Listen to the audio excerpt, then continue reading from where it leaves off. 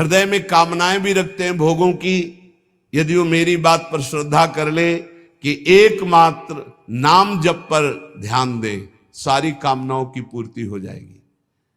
पहले नाम जप तुम्हारे दुख को प्रदान करने वाले पापों को भस्म करेगा। यदि आप चाहते हैं कामना की पूर्ति होगी।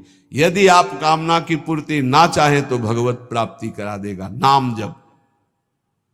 यद भ्रू नर्तन वार्तिन्यो सिद्ध्योष्टौ नृपात्मज तमाराध्य श्रीकेश मपवर्गोप्य दूरतः। आठों सिद्धियां जिनके नाम में विराजमान हैं, वशीभूत हैं। आप राधा राधा राधा राधा नाम जप करके देखो, आप देख लो, मान लो हमारी बात, जो चाहोगे प्राप्त हो जाएगा। भ्रूभंग मात्र से जिनकी सृष्टि का सृजन पालय और लय होता है, सृजन होता है, पालन होता है और लय होता है, ऐसे भगवान को अधीन करने की सामर्थ्य एकमात्र नाम में है। ऋषिकेश भगवान की आराधना, मोक्ष, प्रेम जो चाहोगे प्राप्त हो जाएगा। नाम जप करो। यश्च रामं न पश्येतु यम हि रामो न पश्यति निंदिता सा भवेल लोके स्वात्माप्येनम विगर्हति। धिक्कार है उसके जीवन को जिसने भगवान की तरफ नहीं देखा। धिक्कार है उसके जीवन को जिसको भगवान ने कृपा करके नहीं देखा। मन क्रम वचन छाण चतुराई तो भजत कृपा करी है रघुराई। अर्थात उसका जीवन व्यर्थ है जिसने नाम जप नहीं किया। सम्याग आराधितो विष्णु किम न यच्छति देहिनाम ते धन्याः कृत पुण्यास्ते तेषां च सफलो भवः। यैर्भक्त्या हृद आराधितो विष्णु हरि सर्व सुख प्रदः। यदि भगवान श्री हरि की आराधना नहीं की तो ये देहधारी जीव तेरी दुर्दशा होगी। जैसे जानवर को लाठी से मारा जाता है, ऐसे देखा मारते हुए वृद्धों को, भ्रमण में देखा है, सब दृश्य देखे। वही तुम्हारा कर्म तुम्हारे बच्चे की बुद्धि में बैठकर तुमको दंड दे रहा है। तुमने हरि का भजन नहीं किया ना, पूरा जीवन व्यर्थ किया ना, पापाचरण किए उसी बेटे के लिए, उसी परिवार के लिए, वही तुम्हें कष्ट देगा। मान लो ये शास्त्र आज्ञा हो रही।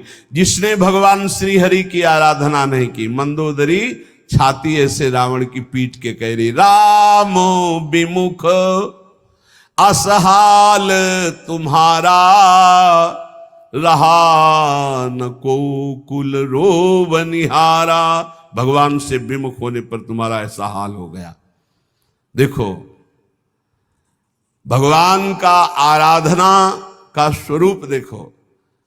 विभीषण जी अपमानित किए जा रहे दरबार में और भगवान के शरण में जाते हैं तो उसी दरबार के अधिपति लंकाधिपति बनकर बैठ जाते हैं। जो संपत्ति शिव रावण ही दीन दिए दसमात सोई संपदा विभीषण सकुच दीन रघुनाथ। कैसे कृपालु हमारे प्रभु श्री हरि हैं।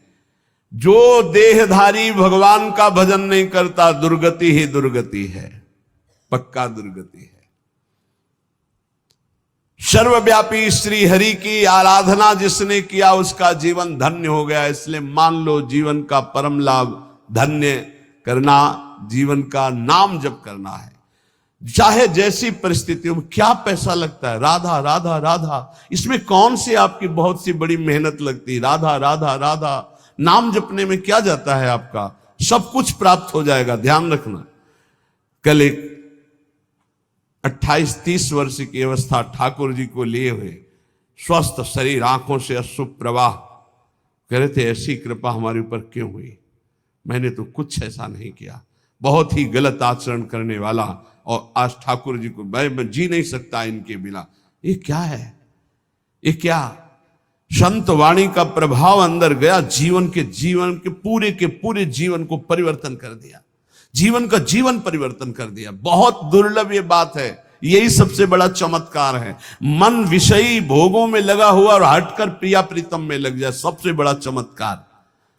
रूप मारोग्य मर्थाश्च भोगाश्चैवानुसंगिकान् ददाति ध्यायतो नित्यम अपवर्ग प्रदो हरि। तुम्हें सुंदर रूप चाहिए, आराधना करो, नाम जप करो, बड़े सुंदर हो जाओगे। देखो सुंदरता किसे कहते हैं? हृदय के आकर्षण को सुंदरता कहते हैं। सबके हृदयों को आकर्षण कर ले उसे सुंदर कहते हैं। जैसे मान लो स्त्री स्वरूप सुंदर है तो पुरुष स्वरूप को आकर्षण कामी पुरुष को कर सकता है, सबके नहीं। या पुरुष स्वरूप बड़ा सुंदर तो कामिनी के हृदय को आकर्षण कर सकता है। लेकिन भक्त का ऐसा स्वरूप जागृत होता है, स्त्री पुरुष वयोवृद्ध दुष्ट पुण्यात्मा पापात्मा महात्मा सब आकर्षित होते हैं। क्यों? क्योंकि उसके अंदर दैवी संपदा भागवतिक सद्गुण जागृत हो जाते हैं। इसे सुंदरता कहते हैं। हजारों लाखों लोग देखना चाहते हैं। क्या देखना चाहते हैं? सुंदरता। कौन सी सुंदरता? भागवतिक। वो पाउडर वाली सुंदरता नहीं, वो भाव बनाने वाली सुंदरता नहीं, वो भगवान नाम की सुंदरता, भगवत भाव की सुंदरता, भगवत भक्ति की सुंदरता। कह रहे रूप मारोग्य मर्थाश्रम। अगर रूप चाहिए तो हरि की आराधना करो, और आरोग्यता चाहिए तो हरि की आराधना करो। बोले आप कैसे नहीं आराधना कर रहे क्या? आरोग्यता तो हम रोगी नहीं है। रोगी मकान में तो रहते हैं लेकिन हम रोगी नहीं है। ना हम कभी रोगी थे, ना रोगी हैं, ना कभी रोगी रहेंगे। ना हम वियोगी हैं, ना रोगी हैं। रोगी मकान में रह रहे हैं, ये मकान रोगी। तो सबके रोगी हैं। काम के रोगी, क्रोध के रोगी, लोभ के, ना जाने कितने विकारों के। यहां तो किडनी के रोगी हैं, न जाने कितने मिडनी के रोगी हैं। दिमाग खराब है विषयों में। यहां हम स्वस्थ हैं, स्वास्थ्य हैं। कोई ये मत समझना कि प्रेमानंद रोगी होता है। प्रेमानंद एक ही बात का रोगी होता है, प्रेम का, और किसी बात का रोगी नहीं होता। ये शरीर है, किसी का स्वस्थ नहीं है। जो शरीर में स्थित पुष्ट भी दिखाई दे रहे वो स्वस्थ नहीं है। मृत्यु के भय से भयभीत, काम क्रोध लोभ रोग से ग्रसित है। स्वास्थ्य वही है जो परमात्मा में स्थित है, भगवत भाव में स्थित है। ऐसा आरोग्यता प्रभु देते हैं कि भवरोग ही नष्ट हो जाता है तो और रोगों की क्या बात। भवरोग ही नष्ट हो गया तो और रोगों की बात क्या। ऐसा आरोग्यता प्रभु देते हैं कि भवरोग ही नष्ट हो जाता है तो और रोगों की क्या बात। भवरोग ही नष्ट हो गया तो और रोगों की बात क्या। अर्थाश्च, अर्थ माने होता संपत्ति। इतनी बड़ी संपत्ति मिली है कि ब्रह्मा के पास भी नहीं है। कुंज महल की टहल सुख, दंपति संपत्ति पाई है। जैसे रूप लाल हित प्रीति सो जो 84 गाई है। हमें संपत्ति मिल गई, दंपत्ति प्रिया प्रीतम। हम कोई बोले रूप मारोग्य मर्थास्य भोगास्य वालुसंगिकान। बोले अद्भुत भोग की प्राप्ति। कौन सा भोग? बोले प्रिया प्रीतम की रस केली के दर्शन का भोग। जैसे ही हरिवंश निकट दासी जन लोचन चसक रसासो गटकत। रसासो गटकत, लोचन चसक रसासो गटकत। ददाति ध्यायतो नित्यम अपवर्ग प्रदो हरि। जो हरि का ध्यान करने वाले हैं उनको रूप मिलता है, आरोग्यता मिलती है, संपत्ति मिलती है, भोग मिलता है। और ददाति भगवान नित्य अपवर्ग अर्थात मोक्ष सुख, नित्य सुख उसे प्रदान कर देते हैं। आतिपातक युक्तोपि ध्यायेन निमिषमच्युतम भूयस तपस्वी भवति पंक्ति पावन पावनः। यदि एक क्षण भी ऐसी स्थिति हो जाए कि शरीर का भाव भूल जाए और भगवदाकार वृत्ति एक क्षण भी, तो इतना महान हो जाता है कि जन्म जन्मांतरों के सारे पाप नष्ट हो जाते हैं और वो पंक्ति के पंक्ति को निष्पाप कर सकता है अगर एक क्षण भी। अतिपातक युक्तोपि ध्यायेन निमिष मच्युत, एक निमिष भी, इतने देर के लिए यदि तन्मय हो गया प्रिया प्रीतम में, प्रभु में, एक निमिष भर के लिए शरीर को भूल गया, उसमें इतनी सामर्थ्य। तभी तो एक बार गुरुदेव भगवान ने कहा था, रसिक जन जो 5 मिनट में भजन कर लेते हैं, साधक 24 घंटे उतना भजन नहीं कर सकता 5 मिनट में। वो यही जो यहां लिखा है, एक निमिष में। भूयस तपस्वी भवत, उससे बड़ा कोई तपस्वी भूमंडल पे नहीं जो एक पल के लिए भगवान में डूब गया। डूबना, हम तो कहते डूबते क्या है, या तो उठा के फेंक दिया जाता है प्रेम समुद्र में, ऐसी कृपालुता यहां की सखियों की है। जिसके कान में भगवान का नाम नहीं पड़ा, कीर्तन नहीं पड़ा, कथा नहीं पड़ी, तो बोले स्वीडवराहोष्ट खरई संस्तुतः पुरुषः पशु नयत कर्ण पथोपेतो जातु नाम गदाग्रजः। जिसके कानों में भगवान नाम नहीं पड़ा, भगवत चर्चा नहीं पड़ी, तो बोले वो नर पशु है, नर पशु, मनुष्य रूप में पशु है, वो कुत्ता है, वो विष्ठाभोजी सुअर है, वो ऊंट है, वो गधा है, ऐसा वर्णन करें।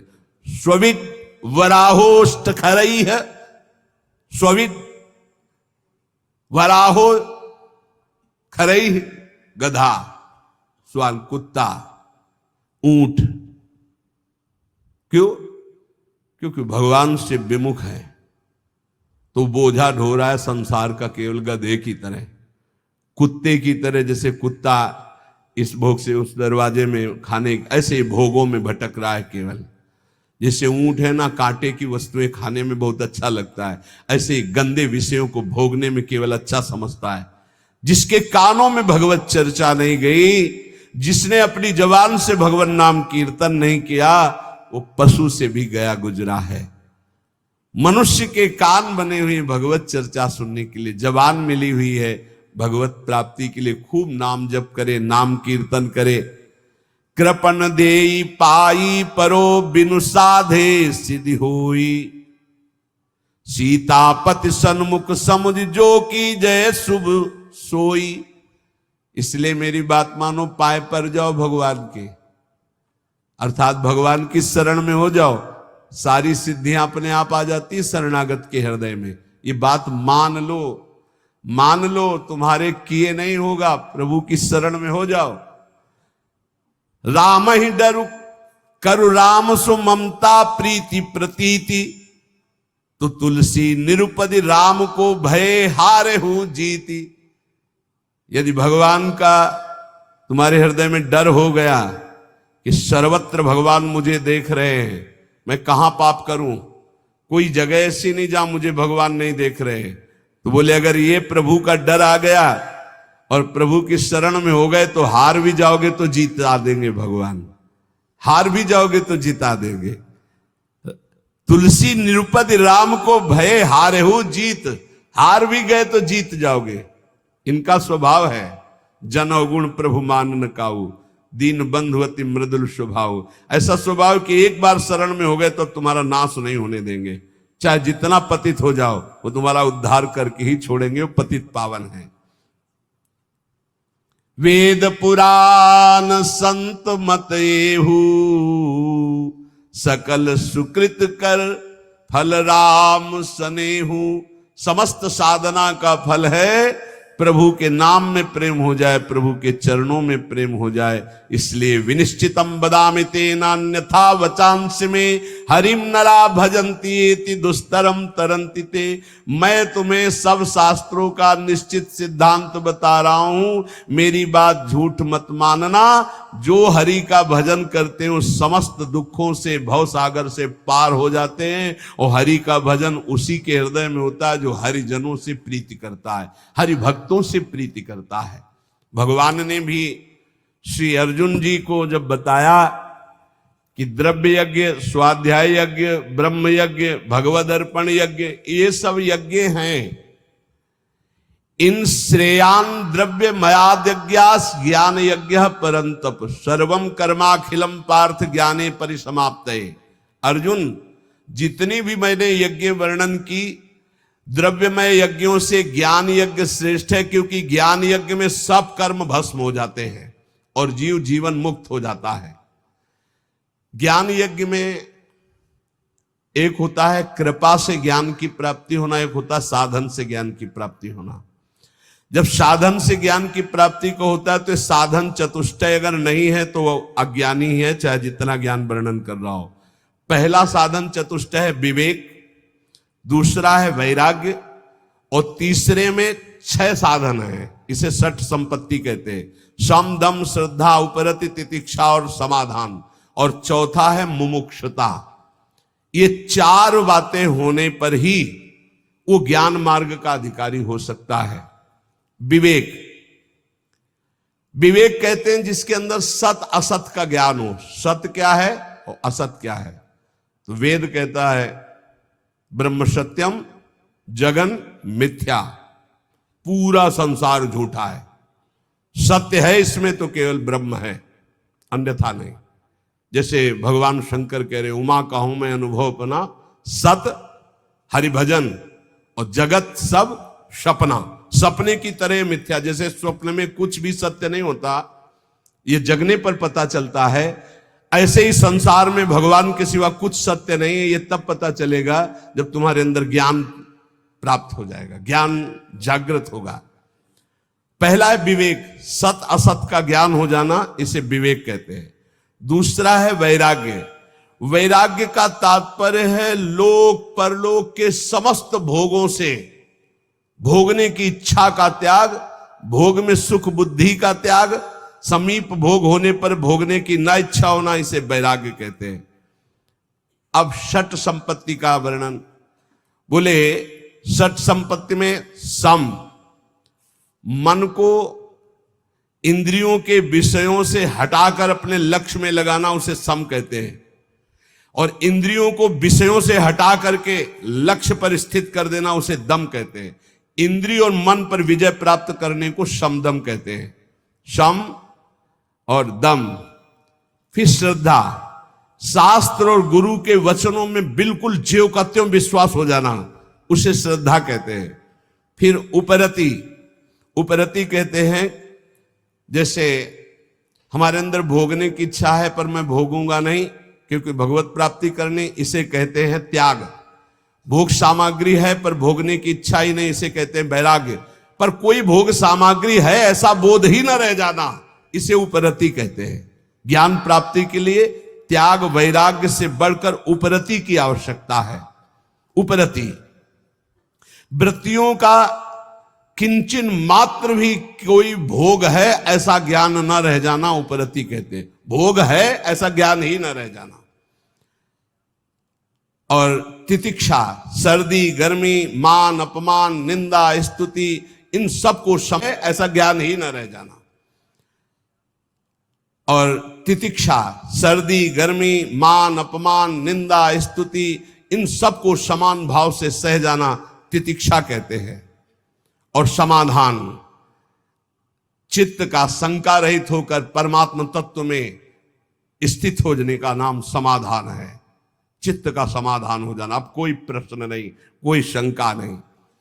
और चौथा है मुमुक्षुता, अब मैं मुक्त होना चाहता हूं, मुझे अब संसार से मुक्त होना। ये 4 हो और फिर उसे किसी महापुरुष का संग मिले तो भगवान कह रहे तद्विद्धि प्रणिपातेन परिप्रश्नेन सेवया उपदेक्षन्ति ते ज्ञानम ज्ञानिनस्तत्वदर्शिनः।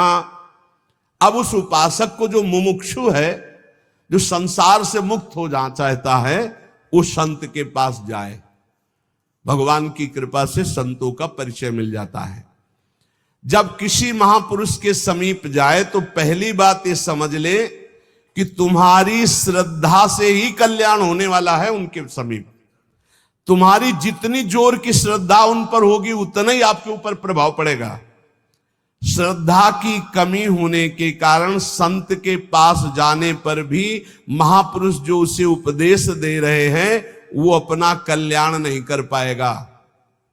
अगर श्रद्धा जोर की है तो कल्याण हो जाएगा, मतलब आपकी श्रद्धा पर टिका हुआ है आपका कल्याण।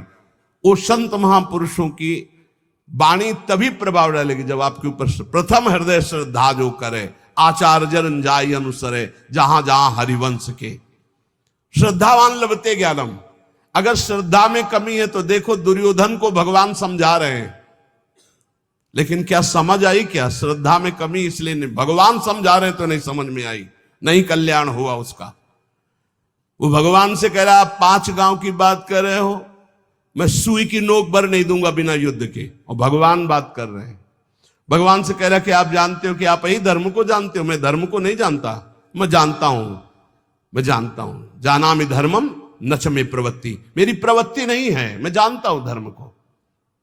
भगवान की एक बात भी नहीं मानी।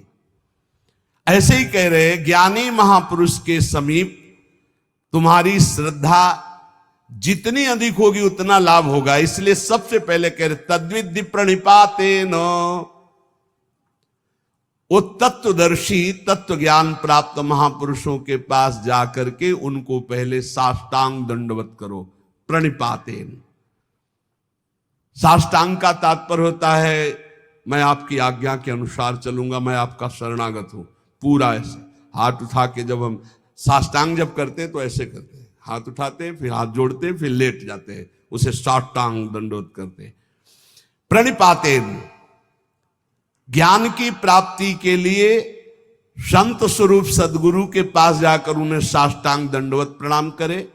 अर्थात नीचवत सेवेत सदगुरुम, सदगुरु का सेवन अपने को सबसे नीच समझकर किया जाता है। अपने शरीर से गुरु का कभी निरादर तिरस्कार ना होने पाए, इसलिए जब गुरुदेव सामने हो तो नम्र हाथ जोड़कर सरलता पूर्वक उनके सामने पेश हो। जिज्ञासु मुमुक्षु उपासक को चाहिए कि उन गुरुदेव भगवान को सेवा के द्वारा प्रसन्न कर ले। अपने आप को उनकी आज्ञा के अधीन करना ही उनकी प्रसन्नता है। इसीलिए भगवान कह रहे सेवया, पहले प्रणिपातेन फिर सेवया।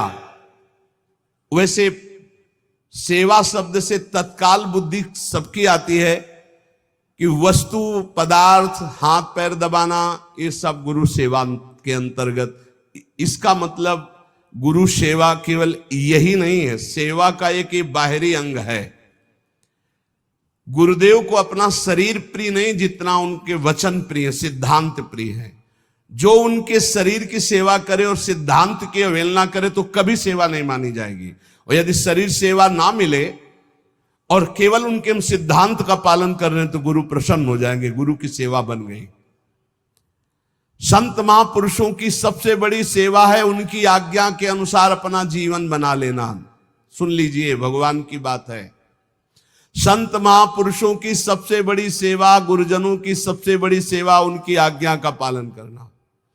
फिर कह रहे परिप्रश्नेन, परिप्रश्नेन सरलता पूर्वक अभिमान रहित होकर केवल भगवत संबंधी प्रश्न करने चाहिए संत और गुरुजनों से। केवल परमात्म तत्व संबंधी प्रश्न करने चाहिए। जिज्ञासु भाव से सरलता पूर्वक नम्रता पूर्वक प्रश्न करना चाहिए। अपनी विद्वता दिखाने के लिए या गुरुदेव की विद्वता देखने के लिए प्रश्न नहीं करना चाहिए, इससे अपराध लगता है। तद्व ज्ञानार्थ सा गुरु मेवाभिगच्छेत समित पाणी श्रोत्रियम ब्रह्मनिष्ठम। हम ज्ञान प्राप्ति के लिए सदगुरुदेव के समीप जाते हैं, संत के समीप जाते हैं, विनय पूर्वक पत्र पुष्प कुछ हाथ में भेंट लेकर समिधा उनके चरणों में अर्पित करके। कैसे? श्रोत्रियम ब्रह्मनिष्ठम, ये दोनों होने चाहिए, तभी गुरु बनाना चाहिए। कई लोगों ने एकांतिक में प्रश्न किया कि गुरु कैसे होने चाहिए, तो इसमें भगवान बता रहे श्रोत्रियम ब्रह्मनिष्ठम। श्रोत्रियम संपूर्ण शास्त्रों का ज्ञान, ब्रह्मनिष्ठम परा तत्व, ब्रह्म तत्व में स्थिति प्राप्त। मैं कौन हूं, संसार क्या है, बंधन क्या है, मोक्ष किसे कहते हैं, परमात्मा तत्व का अनुभव कैसे होता है, मेरे साधन में क्या क्या बाधाएं हैं, उन साधन की बाधाओं को कैसे दूर करूं, तत्व समझ में नहीं आ रहा, आदि आदि प्रश्न केवल भगवत संबंधी ही होने चाहिए। भगवान ने कहा ज्ञानिनस तत्वदर्शिना, ज्ञानी और तत्वदर्शी। ज्ञानी कहते शास्त्रों का ज्ञान होना, तत्वदर्शी माने तत्व का बोध होना, तत्व का दर्शन साक्षात्कार किए होना। अगर तत्वदर्शी ज्ञानी महापुरुष नहीं है तो हमारा काम नहीं बन पाएगा। कैसे? ज्ञानी है पर तत्वदर्शी नहीं है तो उनके खोखले वचन होंगे, बोध नहीं है। अब तत्वदर्शी है, श्रोत्री नहीं है, तो अनुभव की बात शब्दों में कैसे बता पाएंगे? शास्त्रों का ज्ञान ही नहीं, शास्त्रों के शब्दों की बात बोलने का तरीका ही नहीं पता है, तो अपनी बात वो नहीं कह पाएंगे। इसीलिए प्रबुद्ध जी ने भी नव योगेश्वरों में एकादश स्कंद में कहा सदगुरु कैसे होने चाहिए? बोले वेदों के पारगामी विद्वान और परब्रह्म तत्व के अनुभव। वही यहां कह रहे श्रोत्रियम ब्रह्मनिष्ठम, श्रोत्री शास्त्रों का सम्यक ज्ञान और ब्रह्मनिष्ठ ब्रह्म तत्व का बोध प्राप्त किए हुए। तीन प्रकार के अधिकारी होते हैं, एक होते उत्तम, एक होते मध्यम, एक होते कनिष्ठ। उत्तम अधिकारी गुरु सेवा के बाद गुरु उपदेश श्रवण मात्र से तत्वबोध को प्राप्त हो जाता है, क्योंकि वो गुरु अधीनता स्वीकार किए रहता है। जो उत्तम शिष्य होता है, उत्तम अधिकारी होता है, वो गुरु अधीनता पर होता है। जैसा बोलो, जैसा बोलो, आपकी आज्ञा के अनुसार। उसे ज्यादा साधन नहीं करना पड़ता, श्रवण मात्र से उसको बोध होने लगता है। मध्यम अधिकारी जो साधन पक्ष पर जोर रखता है, पर गुरु आज्ञा से करेगा, वो कृपा पक्ष पर उसका परिचय ज्यादा नहीं, उसका साधन पक्ष पर परिचय अधिक। वो मध्यम अधिकारी है, श्रवण करेगा, मनन करेगा, निधिध्यासन करेगा, साधन करेगा, रहेगा गुरु के अधीन ही, पर उसकी प्रधानता साधन पे होगी, वो मध्यम है। और कनिष्ठ अधिकारी बार बार समझाने पर, बार बार साधन पर लगाने पर भी वो प्रश्न करता रहता है, शंका होती रहती है, पर वो भी एक दिन बहुत काल तक संग करने के बाद वो तत्वबोध को प्राप्त हो जाएगा। पर उत्तम वो है जो गुरु की अधीनता प्राप्त के साधन पक्ष पर दृष्टि नहीं, कृपा पर दृष्टि, वो सुनने मात्र से ब्रह्मबोध हो जाएगा। दूसरा मध्यम सुनता है, साधन भी करता है, पर उसका साधन पक्ष पर हट होता है, साधन पक्ष पर जोरदार हट होता है, काफी समय लगता है, पर उसे ब्रह्मबोध हो जाता है। तीसरा होता है खूब समझाओ, खूब साधन पे लगाओ, पर उसकी शंका निवृत्ति नहीं होती, ये प्रश्न, वो बहुत काल तक फिर जाकर वो संशय, जब बहुकाल करी सत्संगा तबे हो सब संशय भंगा, पर उसको भी ब्रह्मबोध हो जाएगा, पर समय लगेगा। अतः तत्वदर्शी गुरु की अधीनता भगवत प्राप्ति के लिए अत्यंत आवश्यक है। शिष्य की हर शंका का समाधान गुरु पर विशेष श्रद्धा होने पर हो सकती है। गुरु शास्त्रों के ज्ञाता और तत्वबोध संपन्न है, तो उनकी बातों में बहुत ठोस पावर होगा, वो जो बोलेंगे परिवर्तन होके रहेगा। इसीलिए भगवान आदेश करते हैं ज्ञानिनस तत्वदर्शिना।